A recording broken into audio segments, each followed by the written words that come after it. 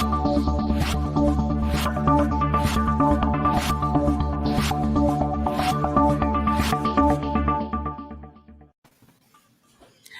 everyone, and welcome to the Grown Folks Table podcast. It is pink. We're going pink tonight. It is pink day at the Grown Folks Table, and we're so excited because we are supporting breast cancer awareness. And so, what we have learned about supporting breast cancer awareness is that early detection saves lives. And so, tonight we are wanting to make sure that we send that message to all of the women and everyone that is pulling up to the Grown Folks Table tonight. Well, are you all ready to have some grown folks conversation? Let's do it. Oh, yes, let's do it. Well, we are going to pull up to the table. We have a special guest tonight, Dr. Candace Cooper Lovett, who is a marriage, family, and sex therapist. And she's here to bring her expertise on our conversation. As you know, we have posted all over social media that tonight's conversation at the Grown Folks Table is about monogamy. And so let's bring Dr. Cooper Lovett up so she can go ahead and say hi to everyone as we dive into our conversation. Hello, ladies. Hello, everyone. How's it going? Hey, how are you? Thanks for coming. Good. Yes, thanks so much for having me. I appreciate that. Well, we're glad to have you be a part of our conversation. Let's just jump into it, ladies. Traditional views, as we may know them, about romantic relationships are changing, leading some to wonder if monogamy is still a good relationship model. But the form of a relationship matters less to its success than maintaining honest boundaries. And a lot of things that brought this particular conversation on is the celebrity couple, Will and Jada Pinkett Smith, which they have been married for about 23 years, Will being 51 and Jada being 48. And so their relationship and the dynamics of the relationship continues to have some type of influence, not just on the pop culture, but on relationships as a whole. So we're just going to go ahead and pull it out the bag. Is this the new norm for relationships? Is monogamy a thing of the past? Y'all talk to me about it. I'm just glad I'm married. Now, now. And And as a matter of fact, this Saturday it'll be 28 years. Because if Jay came with some foolishness like that right now, and I think I'm pretty liberal. You know what I'm saying? I think I'm pretty liberal in my thinking. I just don't know if I can do them. I just pray that this value that we have, that we said 28 years ago, that, to death do us part, not anybody else, that, through sickness and in health, through rich and through poor, that it's just he and I, and not anyone else. I wish he would come with some foolishness like that right now, but it seemed to be the conversation and the talk among, folks now. And I'm glad we're bringing it up as well. I don't think it's anything new. I mean, I just think that it's uncovered in a way now because we're in a society or a culture where things are a lot open, and that, people are pretty fluid in how they experience sexuality and how they define marriage. So I think the traditional setting of what some of us may define marriage as is not necessarily what others are doing. People are not getting married necessarily, in churches anymore. People are getting married in various places. Their friends are marrying them from getting ordained over the internet. And so people are no longer doing rings. People are doing tattoos on the left hand. So I think it's all about what works for you. I think it may not be our thing, but it certainly is. Let's just look at Jill and Will and Jada. I was about to say Jada Will, but Will and Jada, I mean, they've been married a long time, and they have gone a very long time for a Hollywood couple. And so, and they've been through their challenges that any other marriage really would go through. They've been through cheating. That happens in monogamous marriages. Mm-hmm. So I'm sure they've gone through things with children that happen in monogamous marriages. So it works for them. And if that's what they decided to do and that's what they covenanted to do, then to me, hey, it is what it is. I'm a reverend, and I wouldn't throw the Bible at nobody about it, because it's not my position to do that. What people decide to covenant to do, that's what they decide to covenant to do. But I do think, you really, I personally think you got to establish that at the beginning. Mm-hmm. I don't think that can be introduced midway in. I think that may be a problem, but I think you have to establish who you are sexually and who you are in terms of, how you view marriage. If I could chime in a little here, and I want to say I welcome the discussion, but I don't know. The jury is still out with me, Libby. Be strong, Vicky. Be strong. I'm very strong. I'm real strong. I told our doctor, illustrious doctor this evening, I'm a hopeless romantic, and I'm in love with love. But I also am in love with a traditional sense of love as it relates to monogamy. And I feel, Libby, a little bit different from you, but probably that's what makes us who we are at the grown folks table. And being a reverend myself, and I will throw the Bible at you, because I believe that there's a standard. And I believe while the world continues to change daily, it changes. I like the fact that some things remain, and that Bible has remained constant in my life. And so when people come, and they come on the regular to us as women of the word and of the cloth, my counsel doesn't change based on the edicts from the world or from the Jadas and the Will Smiths, because they are not the standard. While I celebrate some of their accomplishments, I don't agree with it, but that's life. We don't agree with a lot of things, but I want to, part of the legacy that I want to leave in the earth deals with constant. Now, I want them to say, not just that Jesus Christ the same yesterday, today, and forevermore. I really hope they say that about Vicky Turner, that I remain constant in my belief in the fidelity of marriage, in the sanctity of marriage between consenting adults and not three. I believe in two, the power of two, the two becoming one, not the three becoming one. Now, I know our guests may tell us something different, so I yield the floor to the illustrious doctor. Yes. And, I have my Candace hat, and then I have my Dr. Cooper Lovett hat. So Dr. Cooper Lovett hat says that, monogamy is contextual, and it's what the couple makes it to be. And, my whole motto is, if it's not broke, don't fix it.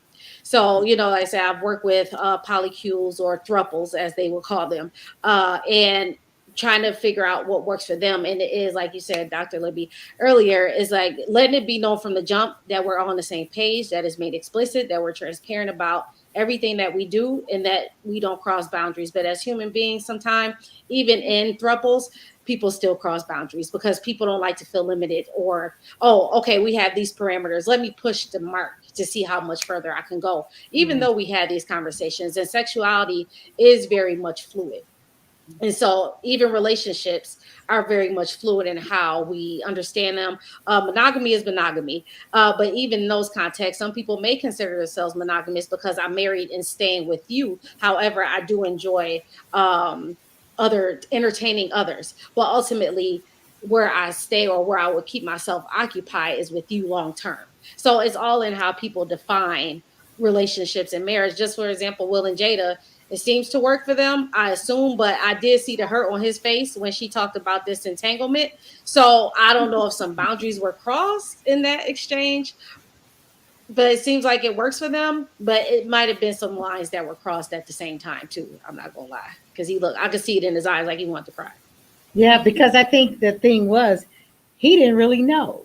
I think in their situation, they were to be upfront with everything, and in that case, I think that was one that she just had on the side that she did not share, and I think that's what threw him off a bit, you know. But not only Will and Jada, but Monique, the comedian Monique, came out that she and her husband were also in an open marriage, and it worked for them. I think what I see is, and what I understand is, you got to have the communication. But then, what do you do, doctor, if we've gone, 20 plus years in a relationship, then you want to come with this? What do you do in that situation? Yeah, we have to definitely have a lot of conversations about, even when you think about infidelity, the the behavior itself is hurtful, yes, but the betrayal is the biggest piece of it. Because you didn't share, you weren't transparent with me, you didn't share with me. I thought we had this understanding, but evidently we didn't. And so, one of books I had to get during my training was 101 Things I Wish I Knew Before I Got Married. And one of the things was, if we make a commitment to something, the expectation is that you follow through with that, because now you've broken a commitment, especially when you think about vows. Even if it means that we can be with other people, but that we always express to each other when and who it is with, and if my partner approves of it. So, those are the things of really kind of hashing out the hurt and getting a full understanding of what happened in the breach, what got in the way, and what was the thought process that led to that decision. Because, the decision is the decision, but I'm always curious about what was the thoughts that led to it. And so we definitely have to get to that place so that we don't run into that issue again, especially after 20 some odd years of marriage. So it's like, okay, where was the discrepancy? What went wrong? And really evaluating that and dissecting that from both angles, so that the person who's been hurt is understood, and that the person who did the breaching has a full understanding and accountability for what they did and why they did it, so it doesn't happen again. And I think too, there are people who are in marriages that they consider is monogamous to an extent, and it's not an open marriage, who invite people in essence of fun. There are a lot of people who do that, and it's not an open marriage. It's not considered an open marriage. It's just a sexual experience that they invite to their bedroom. And so I think a lot of times we may not know what that looks like, those of us who are in traditional marriages and do not ascribe to such things. There are a lot of people who probably live next door to you that do that.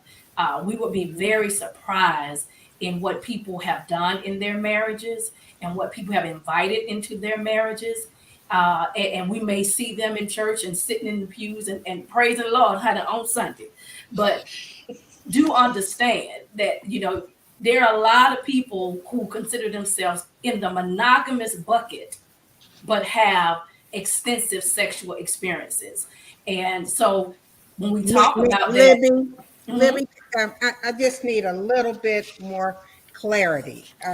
First, let me, because I want to really make sure I hear you, because I understand adultery. Don't ask my neighbor. I understand whoredom. Promiscuity. I understand all those terms, but you gotta help me, sister, understand what the hell you're talking about. People consider themselves, please let me get it out. They consider themselves in a monogamous relationship. Yeah. Forget where they sitting in the church. I ain't talking about that, because the church is for the sinners. I'm okay with that. You said that they consider themselves to be monogamous. Because the monogamous bucket and how you defined it is not just defined by sexuality. Can I pull it up? I'm gonna pull it up. You want me to read? You can pull it up. Tell me what we talking about. Dr. Cooper Lovett, you threw out two vocabulary words other than monogamy. What was those two descriptions? I said polycules and thruples. Yeah, That's thruple. what Now, please, yeah. please explain to Vicky Help, what help a the children thruple tonight. You is. gotta help the children And, tonight, honey. break that down for the people that are watching. If you have some questions tonight, please drop them in the chat because everybody hasn't been exposed to these vocabulary words. I sure have it. Help us understand, please. Yeah. So thruples is just people in a relationship is three people. Thruple. Three.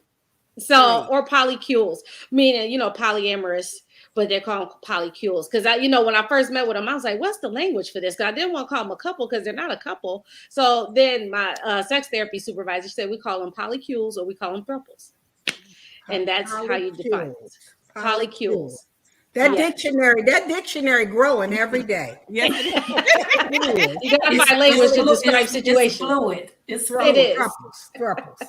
it is. Yeah. So let me throw this out here. Let me ask you this. Dr. Cooper Lovett, do you believe that unfulfilled sexual relationships within these marriages lead to these certain types of lifestyles? Oh, it varies because some people are just like that by default. And I remember having a throuple, and she was like, "Frankly, I like having more than one person. I'm just a freak like that." That's all she said. It wasn't due to not being satisfied sexually. It was just that's what she liked to do.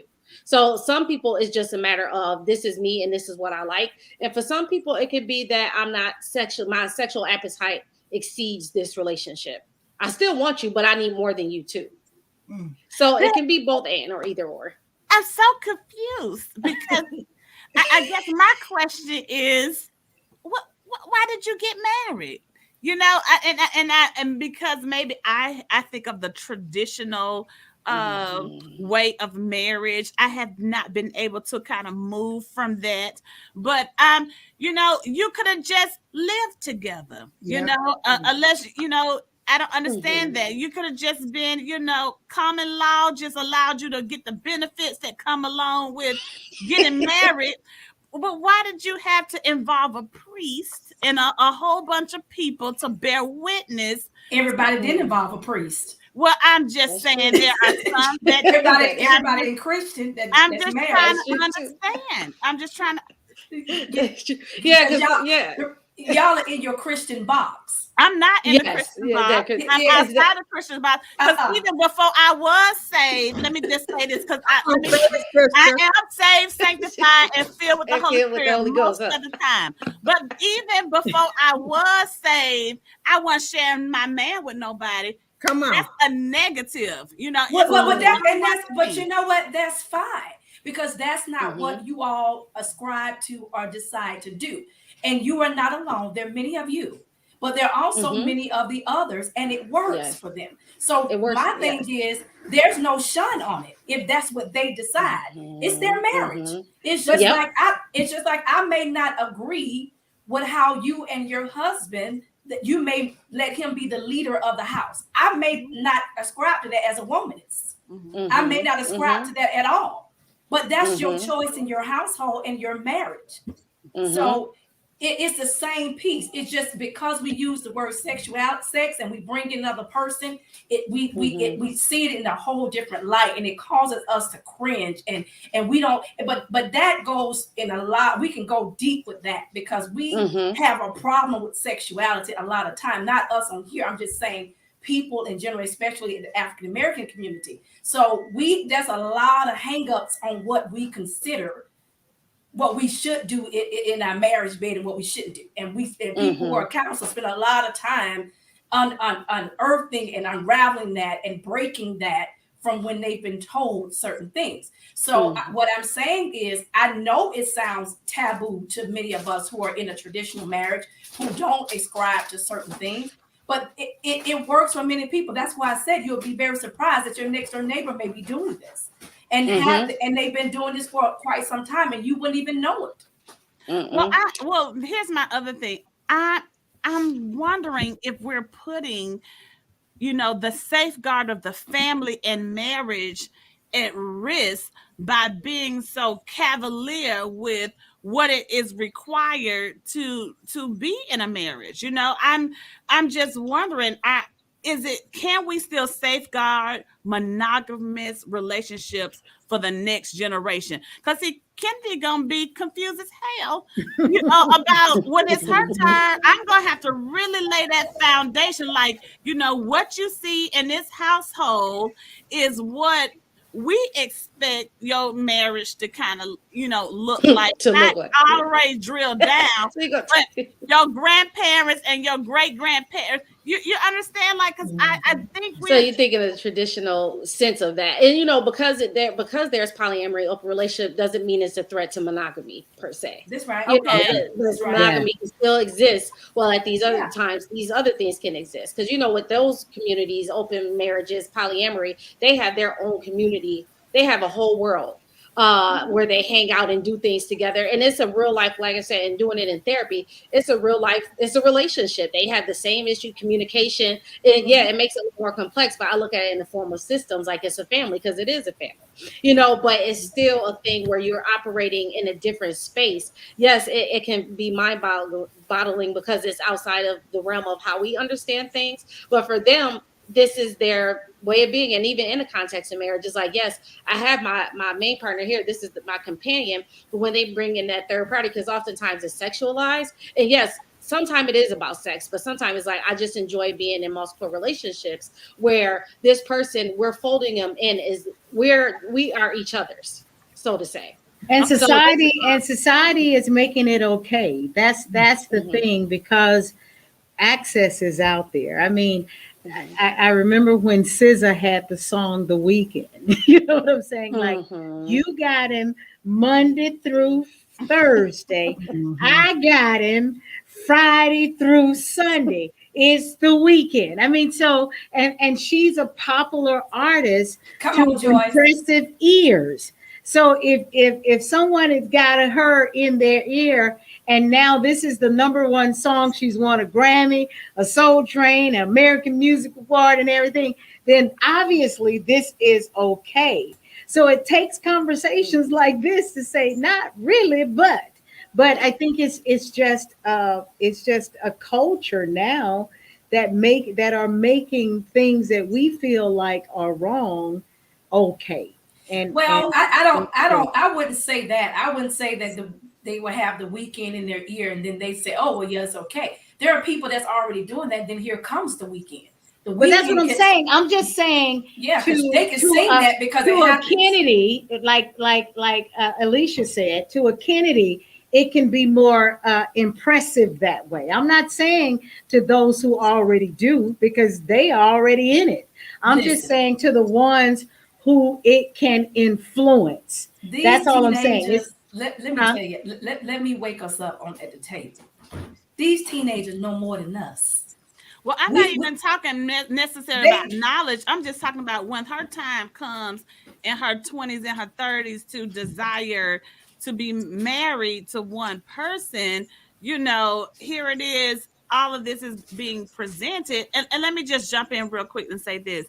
In his new book, The Monogamy Gap, Men, Love, and the Reality of Cheating, sociologist Eric Anderson argues that monogamy fails both men and women and believes we need to have more honest conversations about love and sex.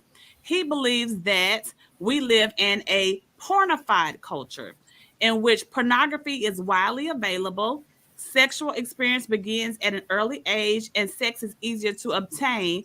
Monogamy is becoming more and more difficult to uphold. So because we have this pornified culture, it has, according to Mr. Anderson, it has impacted and screwed maybe some of the don't have a heart attack.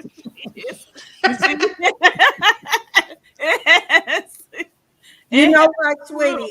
I'm gonna, when we finish up tonight, I'm gonna try to get my book finished. I'm gonna try to get it finished so that you can get my points of view, and then you can read a little portion of it as the standard almost. Listen, the books come a dime a dozen. Everybody's self-published right now. But I just believe,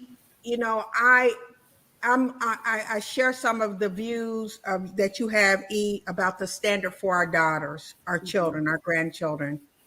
And Libby, what we are talking about tonight did not just show up today when the Will and Jada's got on TV. This stuff been going on since the beginning, Dr. Lovett, right? Yes, And so, ma'am. but it's been lifted up. A platform has been given to it. That still doesn't make it right. Right. I'm looking, I've been like this most all my life. I look for moral absolutes. I want don't make it right according to what is wrong. What is wrong today is wrong tomorrow. It doesn't change just because celebrity said. You know, I grew up on Me and Mrs. Jones. Did I go looking for an extra person in the bed? No, I sang the song and I let Billy Paul clean up moment. Come on, clean up moment. Who cares? I'm just saying. The world needs a standard, ladies. Yes. I agree with you, Vicky. But who sets the standard? Who says the standard for the world when we're not all Bible-based people? We're not all Christians. We're not all walking the walk. So what makes it right or wrong? So who's deciding? who? That's what for me, the BIBLE is the standard, you know, for me. And because you're a Christian, right? Yeah. I'm a Christian woman. Right. But here's the other thing, and those are my values. And regardless, the sanctity of marriage was found on Christian values. Even though we have gotten away from a whole lot of things, just like on the money, it says in God they were getting married. They were getting married before we were Christians. Well, they were getting married ritually. They were covenanted ritually way before we were Christians. And that may be true. And that may be true. But the predominant religion in the United States of America, where I currently reside, is multi-religions. In the United States. Yes, you can say it's Christianity. Yeah. And so if I had to pull out a standard, I mean, because I don't know anything else but that when you said standard and values, because that's where I pull out my morale and the things that I hold important to how I govern and I live, and so for me, I just think that we have to take our authority back when it comes to what marriage looks like, in your house from a Christian for your family. No, I'm talking from a Christian perspective, not just in my house, but from a Christian perspective, because if not, then the Will and Jada's start to become the norm, and then everyone will have this as a standard to look at, to say, okay, this is just how the open marriages should look. And I just think it's important for us to remain consistent in our assignment on what marriage is supposed to be. That's why I fight. Wait a minute now. That's why I fight for my marriage to be successful, because I want to make sure that I'm an example of what marriage can look like, and so that's why it's important to have people like Dr. Cooper Lovett in the Rolodex that you can call to be like, now what's up now? Tell me what needs to go on to enhance, to keep this going on. But we're not adding no extra party. But what I'm saying, you don't have to, and that's your privilege, and that's your position. And so what I'm saying is, I have married many folk. And I've married some of that were Christian, and they were not an example of a good marriage. They were a horrible example of a good marriage. I've married folk who were not Christian, and they are still married, and they are a great example of marriage. So I don't think that we as Christians hold the standard for marriage. We do not, and we got the Bible does, Libby. The Bible does for those who Christians. Are Christians. The Bible does not for those who are not Christian. Everybody everybody didn't get married reciting anything from the Bible. They did not. I've married people. I've married people, and they were not Christian people. I got But you. it was a sweetie. They it didn't was have a that as a sanctity. foundation. It still was a sacred ceremony. What makes the ceremony sacred is not biblical. It's Yeah. not the Bible that makes it sacred. And so what I'm saying is we have to be very careful to shun folk who are in great marriages that are not Christian. You know what, Libby? This It's not right. okay. I hear It you. is very judgmental as I hear Christians. you. That's why people I don't hear want you, to be my Christian. sister. And I know that I could be, it could be determined that I could be judgmental. It could be. I accept that. These are not the views of the grown folks table. These are my own personal views. Sure, I'll say that. Disclaimer. However, I do believe, and I stand on that. I've counseled many couples over the years. I've done marriage counseling, my husband. I've done all that. Yep. Met non-believers who were in horrible relationships, not celebrating good ones, okay? Sure. And because see, I believe that the only way to experience the ultimate marriage the way God intended it, you must come and know, you must invite him in to that relationship. That's what I believe. I don't believe success apart from the word of God will be success. Now, can we develop another standard of what success is? A definition? New word? Yeah, you can do it. But I just haven't been around a minute. But I just you don't It's subscribe context. to the part of the Bible that says that you shouldn't be working. Your husband is the one that should work. I We don't understand cover that, our Libby. head. We don't cover our heads. We don't do any of those things. But you So got what you take it, but then No. that takes it out of context. You No. must read the Bible within context. With Oh context. yeah, Right? I've read it in context. I've read it in two But you know when they languages. say you're covering your head and not working, I understand all of It was that. Vicky, it was a literal covering. It was a literal covering that I they wore. understand. So They say all you I'm shouldn't saying touch your is, hair, but Libby, okay, I don't want to. I what I'm receive saying, your Vicky. views. I accept your I views. receive yours. What I'm saying is, I don't want people who are listening tonight who are not Christian and who are in very good marriages and successful marriages. I don't want them to think that at the grown folk table, we only have a perspective as Christians. It's not fair. I'm an ordained minister. I'm a Christian at heart, but I'm open to that. And I've married people because I do believe that God does ordain marriages outside the fact that we got to be sitting here saying it comes straight from whatever the Bible is. Because I know that. So, and that's why I grew up Muslim. I grew up Muslim. I know. And my father is still Muslim. And my friend, I have a friend that's Muslim, and they got married in the mosque, and it was a beautiful, sacred ceremony. So what I'm saying is we cannot take that perspective I won't take that perspective at the table. And I know there are people who are watching who are in great marriages, and those marriages are not Bible-based.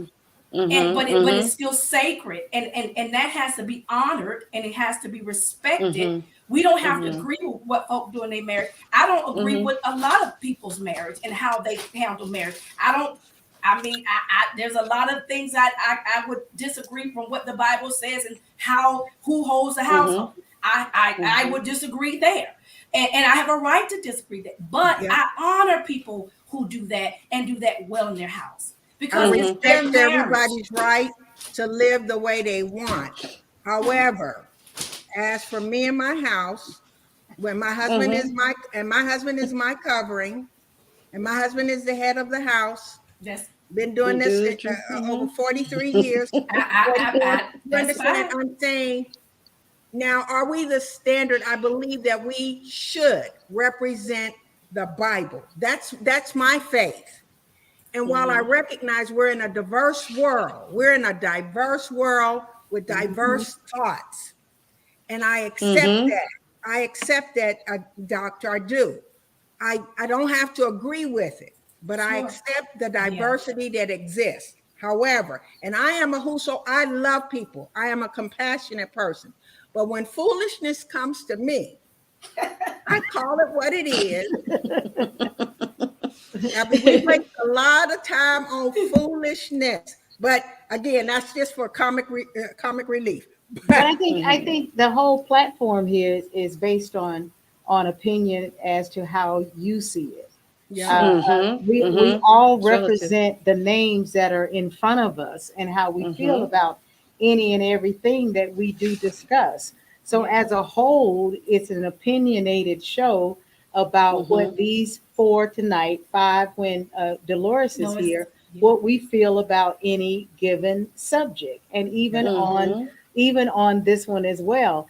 My thing is, and I know as we had stated before, a lot of this have been going on. Dr. Cooper Lovett have said that.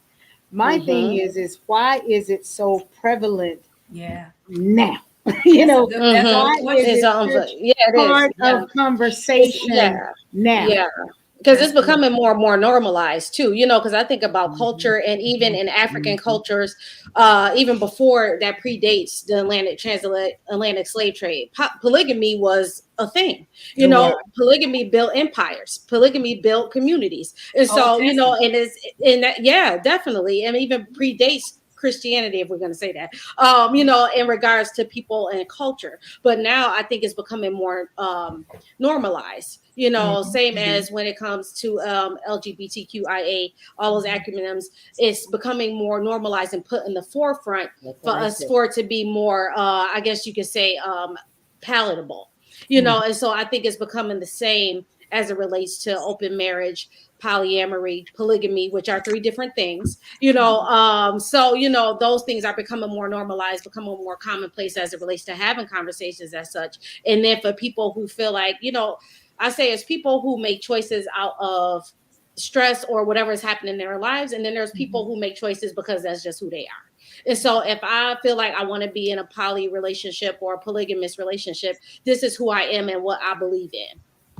And like to the point about religion, you know, religion does play a factor, but think about Islam and the Muslim faith. Not all, but some practice polygamy. You know what I mean? So that's something in their religion and in their culture that feels justifiable and okay in the eyes of God, you know? And so it's like, it's all about context. It's all about things being relative to the individual or the persons involved in that relationship. And if it works for everybody collectively. Now, if it doesn't work for you, but it works for me, then we still have a problem. But if it works for all of us collectively, then that's a different thing. And I get the whole piece about standard. And I think it's different between a personal belief and how we, you know, share it and put it out there. And something that one of my mentors used to always say, it's a difference between having a position and an imposition. So I can have my position, but I won't impose. So, and everybody could look at that from a different space too. So, you know, it's definitely relative. So what if the conversation comes up? And you're thinking that we've been moving in this space all of these years, and now all of a sudden you want to talk about these things that we have been discussing tonight. Then how do you start as a doctor, and I'm lying on your couch, how do you start having that kind of conversation if you're still feeling the way that you're feeling and maybe your partner is feeling a different way? Yeah, it'll have to be some serious conversation and evaluation about what they want to do moving forward. So, because if one partner is like, I'm not down for that, and the other partner is, this is what I want, then they're going to have to make, I say, y'all going to have to make a serious choice of whether or not to stay together, because it's not going to work. Because if the partner, you know, I've seen those situations too, when the partner kind of goes along with it, but they don't want to, resentment. Nope, it's not going to work. You know, because they get angry, they get bitter, because like, I never wanted to do this. I just did this because you wanted to. So that's why if it is that choice made, I would rather just tell them to make some decisions about figuring out if they're going to stay together or not. Because if the person wants that, I realize something, that people are going to do what they want to do. So if that's what I want to do, I'm going to do it in some form or fashion. Now it's up to me to decide whether or not I want to put up with that. And so if I'm going to find something that people are going to do what they want to do. So that's what I want to do. It sounds like some feedback. Yeah. Yeah. So if for whatever reason one's decided, that's, you know, for me in my house, you know, you decide your appetite, your palate changed, you know, just, you know, start packing your stuff, order you some boxes from Amazon. Come on. You come home, the stuff is on the curb, outside, you know, because I'm just a loyalist at heart, you know. I just am, and you can call me selfish, and self-centered. I just don't. There's a couple of things I just don't share. Now, you want a piece of my chicken? I share that. Okay. You want to taste a piece of my cheesecake because I love cheesecake. You can have some of that. But you want a piece of my husband, Tony M. Cash? We gonna fall out. And it's not gonna be a good fall. That's why I keep a good lawyer in my phone. and a knife in your drawer. And a knife. Y'all talking about slicing folk, huh? Listen, Yes. Both of y'all husbands know that. That's why Right. they are very clear about their wives. They are very clear. Right. They know they're not gonna bring in nothing about, hey, do you want to bring in your friend or her friend? No, you ain't. Y'all are not the candidates, right? No, we are not those kind of candidates. Don't DM me. I'm not interested. Don't DM him. We not interested. It wouldn't be by DM though, but that's fine. It ain't gonna be by DM that happens. Don't do none of that kind of stuff. We not the cashes. And I'm speaking for my husband because I have every right, and he's the head of my house, Vicky, too. And Bless y'all. We're not interested in that kind of It's gonna friendship. be 2 heads in mine. You know what? It's gonna be 2 heads. Tony Cash is listening. Yes, he is. Yes, he is. I saw him post in the chat, and I thought I saw him say that he was interested in more information. Don't do that. Get in trouble.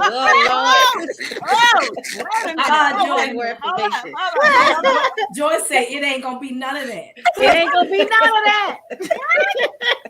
I got some scissors right here. Hello. Yeah. Look, but you know what else is very similar to, and I can say this, it's very similar to people who say, yeah, I want kids, and then they get married and they don't want kids, and that resentment hit, and that becomes a horrible marriage because somebody lied going in saying they want kids. It's the same kind of piece in all seriousness of not agreeing to whatever or deciding on, quote unquote, like y'all say, the standards at the beginning. Because, and here's why that is important, because a lot of times, and even in the Christian marriage, we do this premarital counseling. And when we do this premarital counseling, we define roles, which can be problematic, because a lot of people who become married, they are basing it on what you told them the role should be. And then they lose themselves. Not that roles aren't important, because they are. I'm just saying they lose themselves in that because they think that a woman position and role and disposition in a marriage is a certain way. And you find a lot of people, and I have counseled those who've gone through a lot of trouble because some pastor said this, who did not say it right. Not saying that we don't say, those of us who do it, but there are persons in the collar who are counseling people into these roles. And what end up happening, people decide they have a different appetite, and it wasn't decided in the beginning, because in the beginning, we didn't talk about those things. We didn't discuss those things.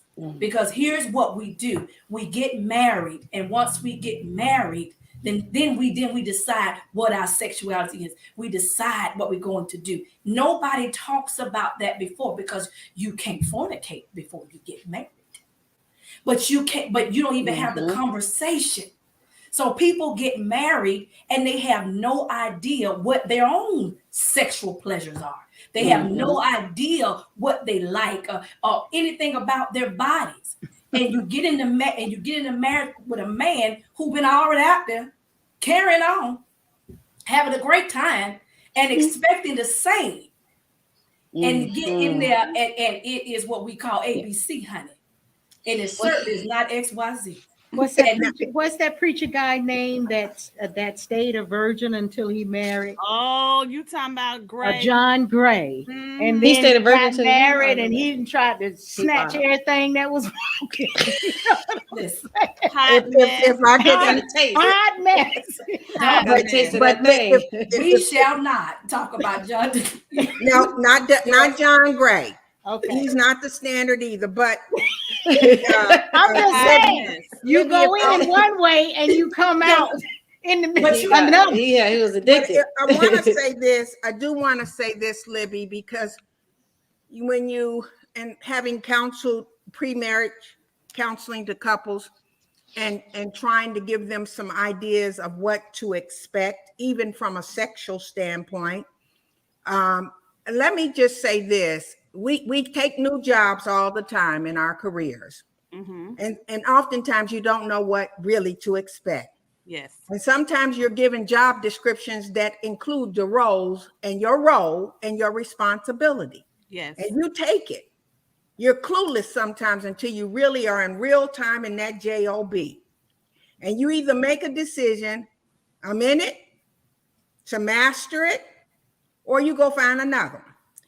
I don't think to minimize the value of the counsel, and we do have some bad counsel that exists. I don't think it's a minimized. And But I'm saying from my perspective, Libby, just from mine, I have seen many that desire. My husband and I did not get premarital counseling, and I know absolutely we could have benefited from it. Absolutely. But Sure. we didn't at that time because we were probably the environment that we were in, it didn't allow for it, right? It just didn't. And our awakening to the things of the Word of God were a little bit later on. My point is, I don't think anything's wrong with establishing roles. We have roles in everything we do in life. Sure. There's expectation in everything we do in life. And there's nothing wrong with that. I'm not talking about roles where you're making people little and insignificant. That's not it. Browbeating, that's not it. Abusive, that's not it. I'm talking about people who desire to find out how to grow and to experience marriage at its ultimate. There's nothing wrong with starting out with the counsel. No, I don't think that's. I'm not saying that, Vicki, and I don't want that to be what you're thinking. I'm saying good counsel is good. Bad counsel is bad. It is. And there's a lot of bad counsel in premarital counseling. That's why people, when people go to marriage counseling and they begin to say, you hear everything that they was taught in premarital counseling. It happens all the time. So I'm not saying that premarital counseling, we shouldn't have it. Certainly you should have it. But I also would say that roles are often defined by the marriage. Every marriage is different. And so when you get in that marriage, no marriage is the same. No marriage is the same. There's no a standard, Libby.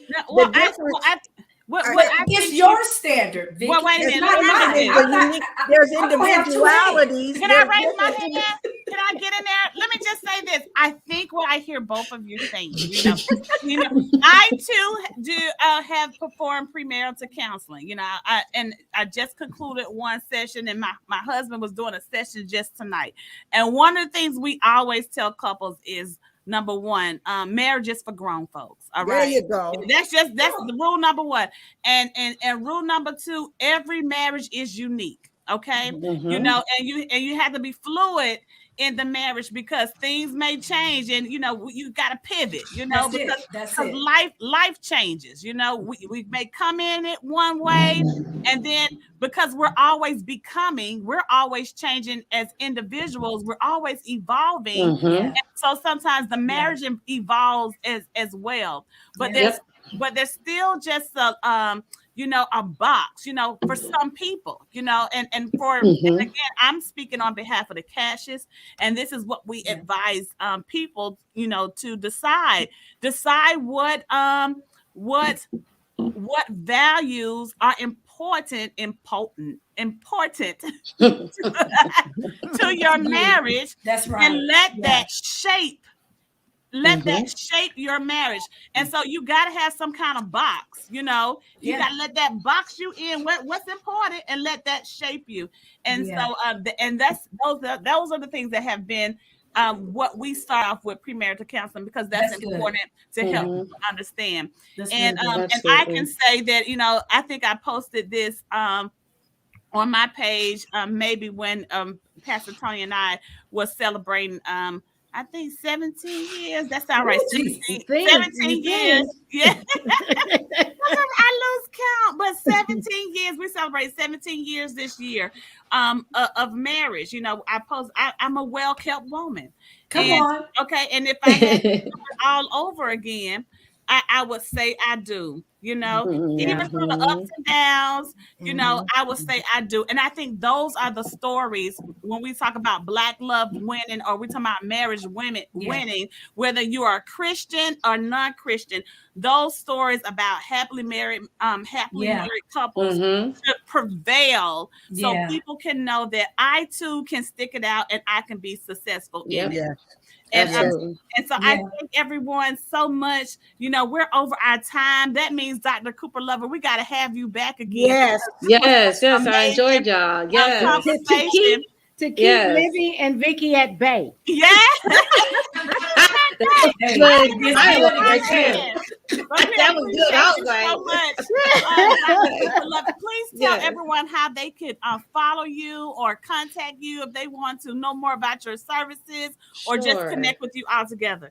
Yeah, definitely. They can follow me on Instagram at Dr. Cooplove or New Creation PSY. That's the actual practice. And the same handle is for Facebook and Twitter, and website at newcreationpsychotherapy.com and drcooplove.com. Well, thank you so much, everyone, for joining us tonight. Good night. Good night.